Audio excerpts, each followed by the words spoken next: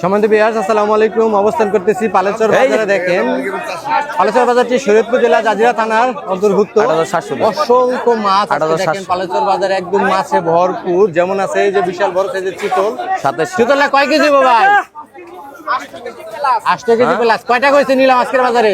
বড় ভাই কি লাগবো ভাই? কটা মাছ দেই আমি? কয় টাকা লাভ দেওয়া লাগবে? কটা মাছ দেই নেন, এই যে কটা আছে ভরপুর মাছে পালেচর বাজার। আজকে আরো অসংখ্য মাছ দেখেন, এই যে আইড়, যেমন আছে আইড় আছে, বাগাইর আছে, বোয়াল।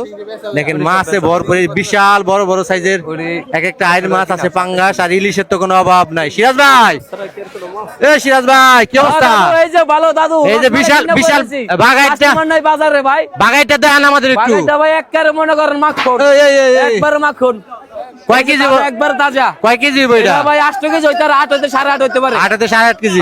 কয় টাকা দেওয়া লাগবে? 8100 টাকার ডাক 200 টাকা রাখুন। 200 টাকা, 100 টাকা লাভ দিয়ে দিবেন। এই তো অসম্ভব সুন্দর দেখেন আছে, অসংখ্য ইলিশ। সোহেল ভাই এটা একদম ডালা ভর্তি দেখেন মাছ, সেরকম মাছ আর মাছ টাটকা একদম। মাছ।